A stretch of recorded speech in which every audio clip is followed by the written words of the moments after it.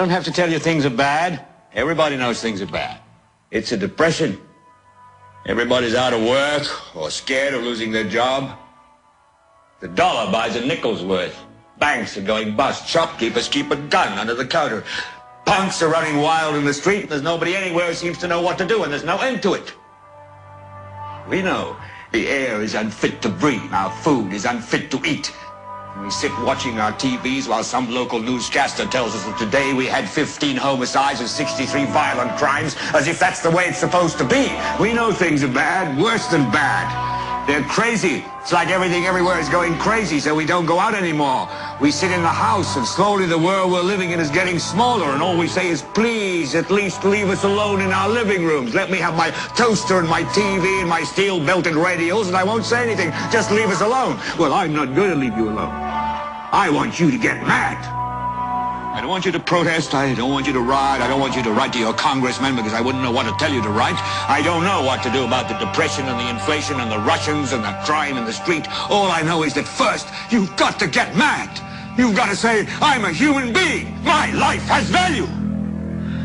I want you to get up now. I want all of you to get up out of your chairs. I want you to get up right now and go to the window, open it, and stick your head up right now. Get up. I want you to get up and let the establishment know you're not putting up with what's happening. Thank you so much for joining us. Now, we're joined by Ray McGovern, former top CIA analyst of Ronald Reagan, George Herbert Walker Bush, their morning briefer. Of course, has a lot of context inside intelligence to this day. Now, we've also had Steve Pachinik call me yesterday and say, yes, his sources have told him that they are planning, Israel is planning to strike. I also have family in the military who've been shipped to Kuwait, and they're not talking. I called some other military sources. One of them got upset and said, don't call me about this, Alex. I'm not talking to you. And how do you know this stuff? Well, it's pretty obvious now. Congressman King has labeled Iran terror plot act of war, says Obama should have troops on standby. Of course, Panetta came back 2 weeks ago, week and a half ago, and said, I guess 11 days ago to be technical, the head of the Pentagon, Secretary of Defense, and said, well, Israel's on their own now. They're isolated. They've given them the bunker busters, the cluster bombs. This, Ray McGovern was on a week and a half ago, and he said, this is the closest we've been to a hit on Iran. And now you've got Bob Baer, the former Black Op field commander, coming out saying it's phony. Lieutenant Colonel Anthony Schaefer talked to high-level FBI. They say it's totally made up. There is nothing in the system on it. You've got former Bush administration officials. We've got articles on Infowars.com about this. The top expert on the Persians saying this is totally fake. It turns out we've got the affidavit now. The informant set all this up. The guy was trying to make a drug deal. The car dealer reportedly not involved in anything. An alcoholic pothead. And now they're saying more plots are coming out. This is a way to cover up Fast and Furious as well. A perfect storm. It looks like Israeli AIPAC elements, from my sources, are basically blackmailing Obama. This is kind of what McGovern said. He said they're going to politically destroy him if he doesn't go ahead with this. And they're off, and the neocons are pressuring, saying this is how you get reelected. We'll get behind you. So the big usual Republican suspects are behind it. You got that perfect storm: neocons, Republicans, Israel folks, some of the defense manufacturers, not the actual Defense Department, but the entire Defense Department, from my sources that are pretty high level, public and not public, say that the Pentagon, just like Fox Fallon 4.5 years ago said no, is saying do not do this. And another person telling us do not do this is Ray McGovern. So Ray, thank you for joining us. I wanted to give some background, but my intel is 100% they've green lighted it. That doesn't mean it's going to happen, but they are testing the trial balloons. If this con job sells, they're planning to hit Iran sooner rather than later. What is your intel, Ray McGovern? Well, Alex, glad to be back with you here. I guess I would start by saying that this cockamamie plot does not pass the smell test. I was amused, if you can be amused by such things, by Hillary Clinton saying, you know, you couldn't make this stuff up. Well, yes, you can. Yes, you can.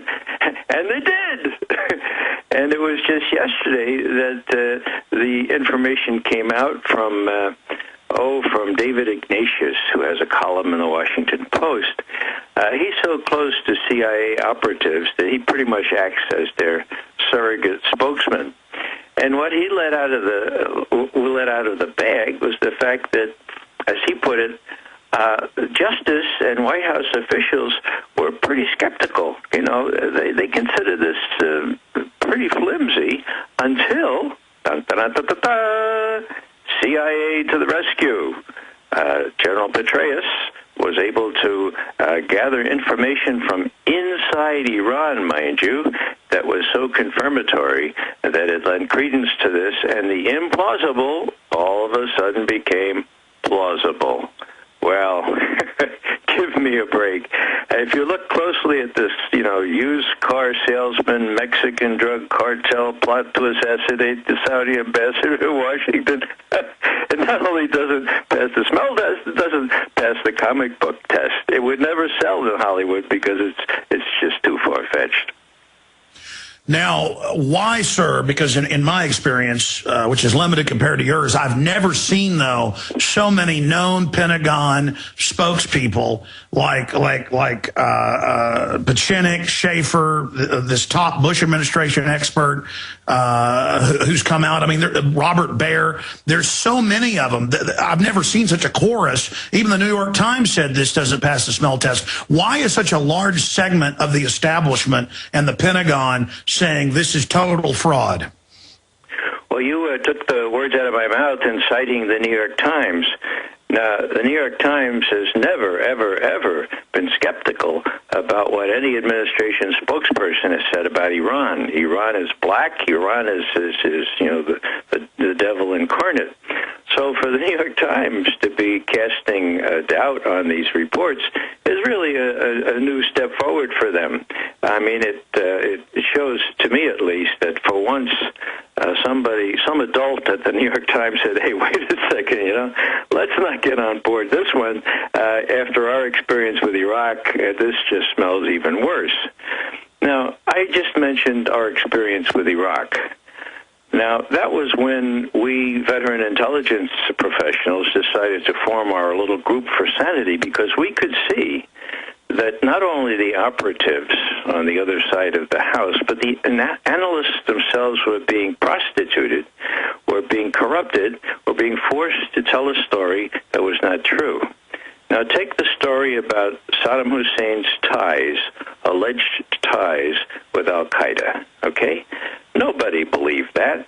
They were at loggerheads between the two of them, but evidence was procured. Now, it didn't suffice to have Doug Feith and Donald Rumsfeld and Wolfowitz's guys in the Pentagon to come up with this faux intelligence. No.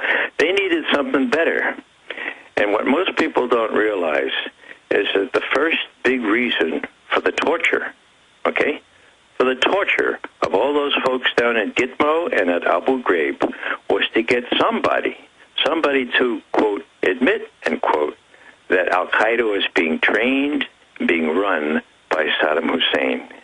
And that's why al-Libi, the Libyan terrorist who was apprehended and knew nothing more than how to, arrange flights into the training camps of Al-Qaeda, why he was sent to Egypt, and the Egyptians got him to, quote, confess, end quote, that there were indeed ties between Hussein and Al-Qaeda, and that the Iraqis were training the Al-Qaeda people in the use of chemical and other weapons of mass destruction. And, of course, sir, it turned out that all wasn't true, and KSM also confessed to bombing buildings that weren't built until after he'd been in custody for many years of waterboarding. But what does it signify, though? Is this good news that so many even establishment insiders have come out saying this is a lie? Because in the past, they would go along, as you said, with any lie. Does this show that maybe certain elements tried to greenlight it, and now they're saying, don't worry, we've got more Iranian plots, and now we've got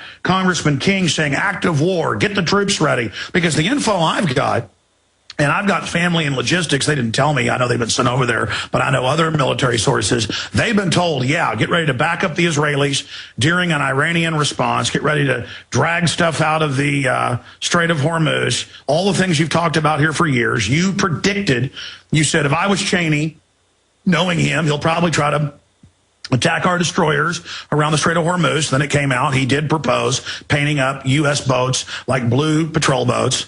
So you've been able to really look into their mind. For me, it's positive to see people rejecting this pretty much across the board, but it doesn't matter. The pro-war people, it looks like are just going ahead with it. What is your intel? I mean, A, what does it signify to have folks not buying it?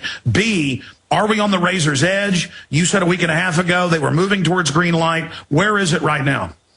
Well, those are good questions, Alex, and I would say there's good news and there's bad news. The good news is the evidence that you adduce that everybody and his brother and sister who knows anything about Iran thinks that this is a cockamamie plot, okay, invented. Now, that's the good news, and people are speaking out, as you say, even the New York Times. Now, the bad news is that the president himself, I mean, it's bad enough that the Secretary of State, who famously called for obliterating Iran, it's bad enough that Hillary Clinton and that cat's paw Eric Holder, who was supposed to be our chief law enforcement official, the Attorney General, bad enough that they come out and they make these allegations. But Barack Obama is now on record as saying there has to be accountability. And he always tries to have it both ways. I don't know if you recognize that, but when he got up there, he said, yes, everything's on the table, but now we're trying to work out the really bad sanctions so that we can make these Iranians behave better and so forth. So the clear body language and everything else was sort of yes, but no.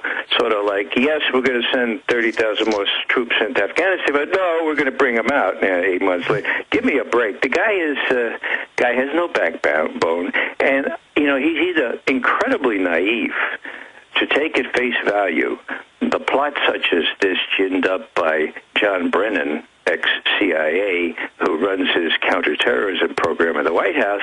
He's been burned so many times, that is, Obama has been, that you would think that he'd get some sense. I think it's more a case of Obama pandering, unconscionably to the Likud lobby in this country. It's an election year coming up. He feels that he needs to show himself even more pro-Israel than some of the Republican candidates, which is quite a stress. And I think that's what's at play here. The danger is that he'll get into a position, maneuvered into that position by the likes of Netanyahu, who believes with considerable evidence that if Netanyahu were to perpetrate a strike, the way they would do it is mount a provocation, that they would say Iran did X and Y and Z to them, and the Israelis had to retaliate. If there was a war that broke out there, Netanyahu is 99.4% sure that Barack Obama would have neither the guts nor the political courage to do anything other than to send those troops out there to help the Israelis or his cruise missiles. Well, no, that's my next point. Obviously, you're getting the same information. The military officers I talked to are being told, get ready to defend Israel, and for the first time this is going on the table. And of course, knowing these officers for years, they're always horrified. They say, yeah, no, Iran's really bad news. We don't want to get into this. And that's my next issue. Who really runs this country then? I mean, clearly, correct me if I'm wrong, the mainline Pentagon is putting noises out. Don't do it, don't do it. We had the former Mossad chief just a few weeks ago, as you know, came out and said it'd be crazy to attack Iran. So Israel's not even of one mind. Why is so much of the power structure so against hitting Iran? What do they know that the Likudniks and the neocons and Representative King don't know? Well, they know what war is like, Alex, and that's a biggie, okay? You look around Obama and see if there's anybody around there that really knows what war is like. He did have a guy with some integrity, and the guy's name was Mike Mullen. He was chairman of the Joint Chiefs of Staff. And you may recall him going to Israel many times and coming back and holding press conferences and saying, I told the Israelis that it would be really, really a dumb thing to widen the war in the Middle East. I told them that they could, they could really perpetrate an escalation nobody wants.